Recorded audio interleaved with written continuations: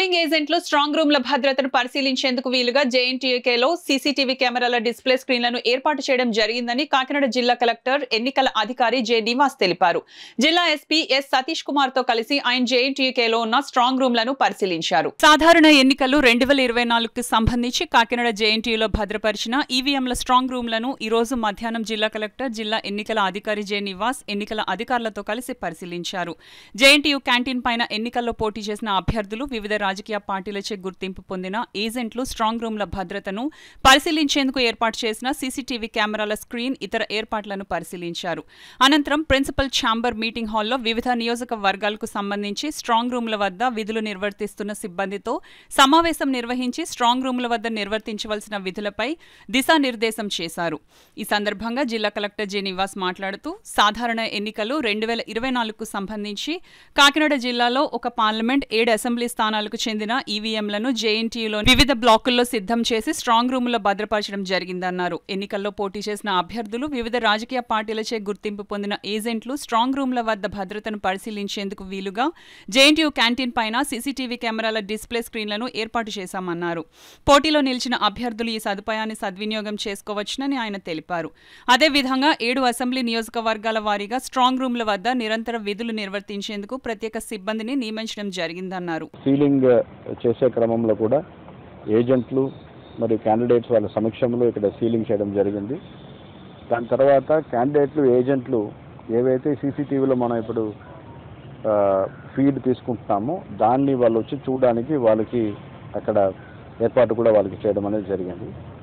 And అలాగే ఇక్కడ చేసేటువంటి స్ట్రాంగ్ రూమ్ని ఇక్కడ ఉన్నటువంటి అధికారులు, ఆర్ఓలు, అదే రకంగా ఇతర అధికారులు ఎవరైతే ఉన్నారో, పోలీస్ అధికారులు, వీళ్ళందరూ కూడా నిరంతర పర్యవేక్షణ చేస్తూ ఉన్నారు. ఈ స్ట్రాంగ్ రూమ్లో ప్రతి ఒక్క షిఫ్ట్కి ఒక గెస్టెడ్ ఆఫీసరు, ఒక పోలీస్ ఆఫీసర్ షిఫ్ట్లో ఉండి వాళ్ళు ఇక్కడ వచ్చి ఇక్కడ ఉన్నటువంటి స్ట్రాంగ్ రూమ్ని సందర్శించి మళ్ళీ వాళ్ళు కంట్రోల్ రూమ్లో కూర్చుంటారు. కంట్రోల్ రూమ్లో అక్కడ అన్ని కాన్స్టిట్యున్సీ తరపునటువంటి రిప్రజెంటేటివ్స్, పోలీస్ సిబ్బంది కూడా ఉంటారు. క్యాండిడేట్స్ అలాంటి వాళ్ళు ఏమైనా ఇష్యూస్ ఏమైనా తెలియచేయాలంటే కంట్రోల్ రూమ్లో తెలియచేయచ్చు. అలాగే క్యాండిడేట్స్కి, పొలిటికల్ పార్టీ వాళ్ళందరికీ కూడా ఏమైనా సమస్య ఉంటే ఎవరికి తెలియచేయాలని చెప్పి వివరాలు కూడా వాళ్ళకి ఇవ్వడం అనేది జరిగింది. అండ్ సో కాబట్టి ఏమైనా ఇష్యూ ఉంటే వాళ్ళు నేరుగా మన దృష్టికి తీసుకొచ్చే విధంగా చేస్తున్నాము. అండ్ తర్వాత కౌంటింగ్ కోసం చేసినటువంటి ఏర్పాట్లన్నీ కూడా ఇప్పుడు ప్రారంభం చేస్తూ ఉన్నాము.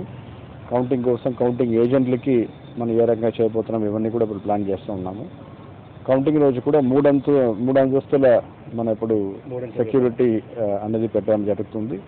అండ్ అలాగే వాళ్ళు ఏజెంట్లు ఎక్కడ రావాలి, వాళ్ళ వెహికల్ పార్కింగ్ ఎక్కడ ఇస్తున్నాము, ఇవన్నీ కూడా వాళ్ళందరికీ ఇంకా క్లారిటీగా త్వరలోనే తెలియజేస్తాం. 2 లేయర్స్ సెక్యూరిటీ కాకుండా 3 లేయర్ సెక్యూరిటీ మనం ఇవ్వడం జరిగింది.